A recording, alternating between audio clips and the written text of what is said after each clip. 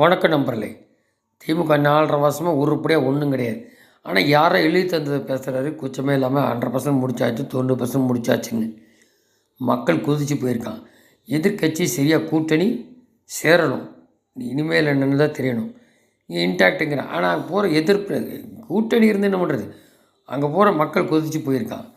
அவன் கூசாமல் இப்போது இந்த மோடி வரும்போது மெட்ரோ திட்டம்னா எல்லாம் சொன்னது போகிற அப்படியே அறுத்து தள்ளிட்டாங்க. 500 வாக்குறுதியும் மெட்ரோ பற்றிட்டுனா மெட்ரோவுக்கு மக்கள் முதல்ல சொன்னபோது செய்யலை. அது எந்த ஆட்சியாக இருந்தானே. கேரளாவில் அதே மெட்ரோ ஓட்டிட்டான் சொன்னப்போ, இங்கே செய்யலை. அப்போ பீரியடில் தான் அப்போ இவங்க தான் இருந்தாங்க, ஜெயலலிதா தான் இருந்தாங்க. 11, 12, 13 இப்போ தரேன்னாங்க. ஆனால் இப்போ மக்கள் தொகை வேறு மாதிரி என்னவோ சொல்கிறாங்க. அது சரி, இவங்க முரண்டு பிடிச்சிட்டு வந்தால் அவங்க அதை செய்வாங்க. இப்போ பாருங்கள், கோர்ட்டில் சொல்லிட்டான், வேந்தராக இருக்கேன்னாரு. இல்லையா, வேந்தர் கவர்னர் தான், அப்படி அந்த டைம் ஃபேர்லாம் பண்ண முடியாதுட்டாங்க ஜனாதிபதிக்கும் கவர்னருக்கும்.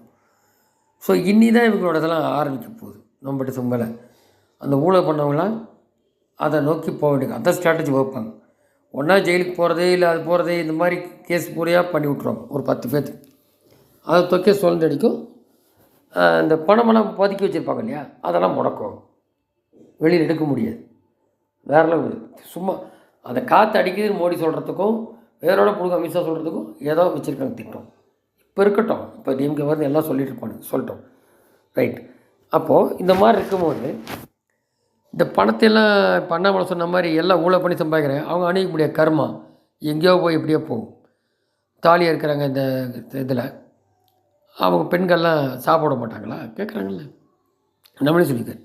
ஸோ திராவிடங்கள் இல்லாமல் இருந்தால் தான் தமிழகம் உருப்படும் அப்படிங்கிறது.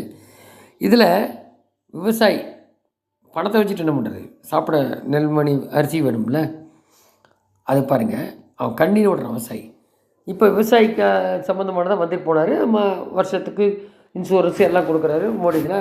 இந்தியா முழுக்க 6000 போகுது வருஷத்துக்கு. இந்த பீரியடிக்கெல்லாம் வர்றதெல்லாம் வருது. அப்போது ஆட்சிக்கு 4 ஆண்டுகளாக விவசாயிகளுக்கு துரோகம் மட்டுமே செய்து கொண்டிருக்கும் திமுக. துரோகம் என்ற வார்த்தையை பயன்படுத்தி தகுதியற்றவர். நெல் மூட்டையில் மழையில் நடையாமல் பாதுகாக்க சேமிப்பு கடைகளுக்கு மற்றும் உணவு கடைகளுக்கு அமைக்க 309 கோடி செலவிட்டதாக திமுக அரசு கணக்கு காட்டுகிறது. எந்த மாவட்டத்தில் எத்தனை சேமிப்பு கடைகள் அமைத்தீர்கள் என்பதற்கு வெள்ளை அறிக்கை வெளியிட தயாரா? விவசாயிகள் செலவிட வேண்டிய 309 கோடி எங்கே சென்றது? அது கட்டித்த நேரத்துக்கு எதுக்கு மழையில் வீணாக போய் முளைக்குது? குறித்த நேரத்தில் திமுக அரசு நெல்முதல் செய்யாமல் கொள்முதல் வாகனுக்கு போர்க்கப்பட வேண்டிய போக்குவரத்து நிதியில் 160 கோடி ஊழல். சரி, எடுத்துகிட்டு போகிற லாரி இருக்கும் பாரு, அதில் அந்த கன்சர்ன் அந்த மந்திரி ஊழல் 160 கோடி.